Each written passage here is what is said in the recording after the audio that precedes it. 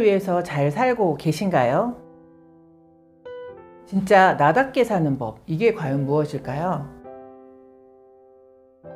내가 지금까지 잘 살아왔나? 또는 내 주변에 있는 사람들은 나와 관계를 잘 형성하고 있나? 어디선가 내가 좀 중요한 자리를 맡고자 하지만 그 자리는 내 자리가 아닌 경우도 많이 있잖아요. 그런데 그 현실을 부정하면서 내가 왕년에는 이런 포지션을 갖고 있었고 나는 이러한 능력이 지금도 있어, 이렇게 생각을 하는 경우가 있는 거죠. 내가 여전히 중요한 사람이다, 이런 착각에서 벗어나야 될 때가 된 것 같아요. 얼마 전에 저랑 친한 친구가 그런 얘기를 하더라고요. 무엇을 막 이렇게 자료 같은 걸 준비할 때도 예전만큼 머리도 회전이 잘 안 되고 속도도 잘 안 붙는다고 저한테도 그러냐고 물어보더라고요. 그런데 저도 사실 그런 생각을 가끔씩 할 때가 있어요. 예전 같았으면 이 정도 했는데 이렇게 피곤하진 않는데 되게 피로도가 빨리 오기는 한다, 막 이런 생각을 할 때가 있는 거죠. 때부터는 그 활용할 수 있는 시간이 되게 적다는 거죠. 그렇기 때문에 더 나 자신을 위해서 많은 시간을 할애해야 된다는 거예요. 그런데 이렇게 나 자신을 위해서 시간을 할애하는 게 이기적인 거는 아니라는 거예요. 어찌 보면 나를 위해서 온전한 삶을 사는 거라는 거예요. 50대에 많은 분들이 그런 착각을 하죠. 많은 사람들이 나를 좋아하고 많은 사람들이 나를 우러러보고, 그리고 내가 높은 위치에 있고 내가 상사기 때문에 사람들이 나를 좋아한다는 착각에 빠지곤 한다는 거죠. 그런데 직장이라는 걸 떼고 상사라는 거를 떼면 과연 그 사람들이 동선에 있을 때 그 사람들이 나를 어떻게 대하나, 이것이 진정한 나의 가치라는 거죠.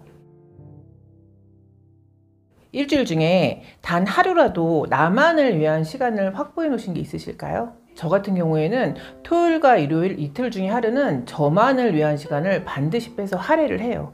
사실 이렇게 유튜브 찍고 편집하고 이런 것도 저만을 위한 시간에 할애하는 일부분이 되는 거죠.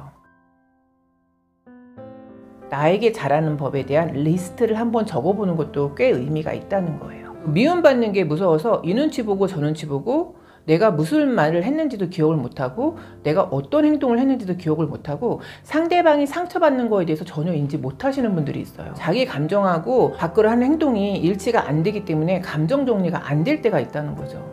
남 눈치 보느라고 내 감정을 너무 억누르지 말라는 거예요. 그 직장 생활 하시는 분들은 어떤 게 가장 어렵냐 이렇게 물어보시면, 어제까지 내 부하 직원이었는데 그런 사람들이 내 상사로 가는 경우 있잖아요. 그럴 때는 정말 누구나 한 번씩은 사표를 낼 거를 고민을 해본다는 거죠. 근데 다행인지 불행인지 저는 아직까지 그런 경험은 없는데 제 주위에도 그런 분들이 굉장히 많이 있으세요. 그러면 그런 분들은 정말 사표를 심각하게 고민을 해요. 그런데 저희가 직장을 다니는 목적이나 이유가 내 직장 상사가 누구냐, 사실 이거는 아니잖아요. 그러니까 이 본질에 대한 이해가 있으면 그걸로 기분이 상할 수는 있죠. 그런데 그게 내가 내가 몇십 년을 뼈를 묻었던 그곳을 포기할 사유는 안 된다는 거죠. 그럴 때는 어쩌면 내려놓아야 된다는 거예요. 어떤 분들이 그런 얘기 하시더라고요. 뭐 올려놓은 게 있어야지 내려놓지, 막 이렇게 얘기하시는데, 올려놓은 게 없더라도 더 내려놔야지만 마음에 공유가 없다는 거예요. 그리고 덜 가지고 덜 소유함으로써 마음의 평화가 온다는 거예요. 그런데 여러분, 이런 경험 한번 해보셨나요? 저는 이런 경험을 인위적으로 해본 적이 있어요. 그래서 인간관계도 대폭적으로 정리해 본 적이 있었고, 또 그 고비를 통해서 저는 제가 갖고 있는 소유물도 완전히 다 정리해 본 적이 있었어요. 그런데 너무도 신기하게 그 상태에 제가 그동안 느끼지 못했던 마음의 고요함이 생기더라고요. 이거는 어찌 보면 평정심, 평온함 뭐 이런 거라고도 얘기할 수가 있는데, 타의적으로 비워지는 경우에도 느낄 수 있지만 자의적으로 비울 때 좀 더 딥하게 느낄 수 있는 감정인 것 같아요. 어찌 보면 그 집에서 안 쓰는 물건을 인위적으로 5개씩 정리해보는 연습을 해보는 것도 되게 좋다는 거예요. 50세 이후에는 지루함과 잘 지내는 게 굉장히 중요한 주제라는 거예요. 여러분, 지루한 거를 잘 견디실 수 있으신가요? 자극을 추구하는 것보다는 지루함과 친구처럼 친하게 지내야 된다는 거예요. 50대부터는 인생관을 바꿔야 산다. 이 책에 나와 있는 지루함에 대해서 한번 읽어드려 볼게요. 위대한 책은 한결같이 지루한 부분이 있고 위대한 생애에는 한결같이 지루한 시간이 있다. 위인들의 인생도 두세 번의 위대한 순간을 제외하면 늘 흥분으로 가득한 인생은 아니었다. 여러분 혹시 지금 지루한 시간을 보내고 계신가요? 그러면 곧 위대한 시간이 다가올 거예요. 위기나 어려움이 찾아온다는 건 되게 곤욕스러운 거죠. 어찌 보면 우리의 라이프 스타일에 폭탄과도 같은 상황들이 생기기도 해요. 그런데 어찌 보면 이 폭탄이 터지는 상황에서도 그 폭탄을 끌어안고 즐겁게 살아가는 방법이 있다는 거예요. 그리고 그 방법을 터득해야 된다는 거예요. 지금 여기를 사는 법에 대해서 누릴 수 있어야 된다는 거예요. 여러분 그 지금이라는 순간을 한번 느껴보신 적이 있으신가요? 저는 그 요즘에 인위적으로 제가 너무 감사한 건 제가 근무하는 사무실에서 앞뒤 창문에 그 예쁜 꽃들이 보여요. 그런데 그 이제 저희는 부서 이동을 자주 하니까 그 부서 이동을 하다 보면 창문이 없는 사무실도 있어요. 그리고 창문을 볼 수 없는 사무실의 위치도 있어요. 앞뒤로 창문이 보이고 거기서 꽃이 보이니까 저는 가끔씩 거기서 1, 2분씩 서서 멍 때리기를 해요. 그 꽃을 보면서. 근데 그거 자체도 행복인 거예요. 그런데 많은 분들이 오늘이 무슨 요일이고 지금이 몇 시고 지금 밖에는 꽃이 폈는지 비가 오는지 눈이 오는지 이거를 인식 못하고 사는 경우가 굉장히 많이 있잖아요. 그래서 어찌 보면 의도적으로 내가 있는 곳에서 지금을 느껴보는 시간을 갖는 것도 되게 중요하다는 거예요. 내가 옆에 있는 사람에 대해서 한번 느껴보고 지금 나한테 내리쬐는 햇살을 한번 느껴보는 거, 이거 되게 중요하다는 거예요. 책에는 내가 지금 여기 사는 법에 대해서 몇 가지가 서술이 돼 있는데 되게 재밌는 글귀가 있어서 한번 읽어드려 볼게요.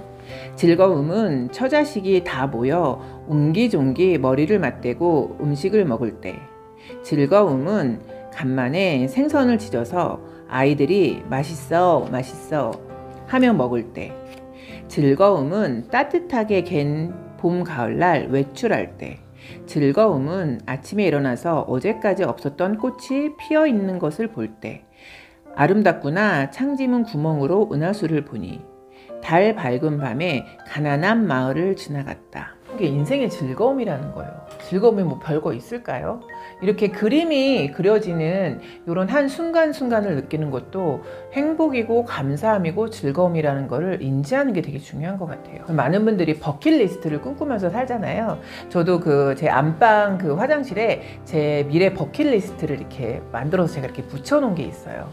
그런데 그 버킷리스트도 되게 중요하지만 오늘 리스트를 써보고 실행을 하라는 거예요. 여러분 오늘 리스트를 작성을 하시나요? 업무를 시작하기 전에 하는 저만의 루틴이 있어요. 그 성경 구절을 한 구절을 쓰고 시작을 하고 필사라 그러잖아요.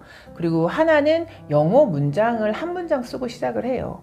그리고 감사한 거 3가지를 쓰고 행복한 거 3가지를 쓰고 투두리스트 3가지를 써요. 이렇게 쓰면서 하루를 시작했던 게 좀 오래됐어요. 그래서 그렇게 작성한 공책이 아마 10권이 넘는 것 같아요, 벌써. 출장을 가거나 뭐 이럴 때 그걸 작성 못할 때가 있잖아요. 그러면 되게 중요한 하나를 빼먹은 것 같아요. 근데 이거는 이제 사람마다 다르기 때문에 아침 루틴이 반드시 좋은 건 아니다, 이렇게 또 반박하시는 분들도 계세요. 근데 그거는 사람마다 자기한테 맞는 스타일을 찾는 게 중요한 것 같아요. 근데 저 같은 경우에는 이게 오래된 루틴이고 습관이 되다 보니까 그거를 안 하면 뭔가 중요한 걸 빼먹은 것 같은 느낌이 들어요. 삶의 속도보다는 밀도가 중요하다는 얘기 많이 하시잖아요. 어찌 보면 인간관계도 상실을 통해서 새로운 사람을 만날 수가 있다는 거예요. 그런데 새로운 게 반드시 좋은 건 아니죠. 옛 것이 더 좋을 때도 있고. 그리고 우리가 인생 후반전을 정말 잘 살 수 있는 방법은 항상 머릿속에 죽음을 생각해야 된다는 거예요.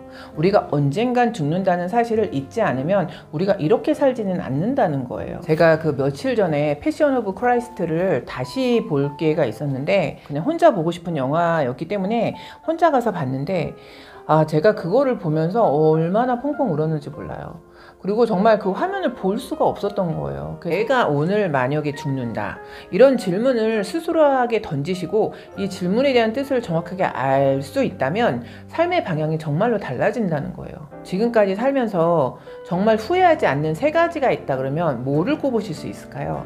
요것도 한번 생각해 보는 것도 되게 삶에 대한 의미를 진정성 있게 부여할 수 있는 방법이라고 얘기를 하고 있는데, 저도 요 문구를 보고 생각을 해봤어요. 저는 첫 번째는 하나님을 만났다는 거, 저는 이거 너무 감사하게 생각을 하고요. 2번째는 제가 비록 이혼은 했지만 너무너무 귀하고 정말 저한테 스승 같은 아들을 만나게 해주신 거 너무 감사하게 생각하고, 그리고 세 번째는 제가 세 번째를 뭘로 꼽을까를 한참 생각을 해봤어요. 그런데 제가 정말 후회하지 않는 거는, 사실 저는 지금도 공부를 하고 있어요, 주말에. 근데 계속 공부하는 게 재밌고 즐겁고 이게 뒤로 갈수록 그런 거예요. 너무 신기하게. 그래서 다 공부는 때가 있다는 말씀이 맞구나, 이 생각이 드는 거예요. 옛날에 안 했기 때문에 그 안 한 부분을 지금에서 하는 거죠, 막 이런 생각이 들 때가 있고. 그래서 어찌 보면 평생 공부하는 거, 이것도 제가 후회하지 않는 항목이 들어가는 것 같아요. 그래서 저한테 후회하지 않는 세 가지가 뭐냐, 그러면 저는 이렇게 세 가지를 얘기할 수가 있고, 오늘 하루가 마지막이다 이렇게 생각하고 살면 정말 얼마나 아쉬운 게 많겠어요. 이 책이 그렇게 써 있는데, 이제 자존심, 꿈, 사람은 버리고 오직 나를 위해서만 살래요. 근데 이게 현실적으로 가능할지 모르겠지만 그래도 매일은 안 되더라도 가끔씩은 나만을 위해서 살아보는 것도 되게 중요하다는 생각이 들었습니다.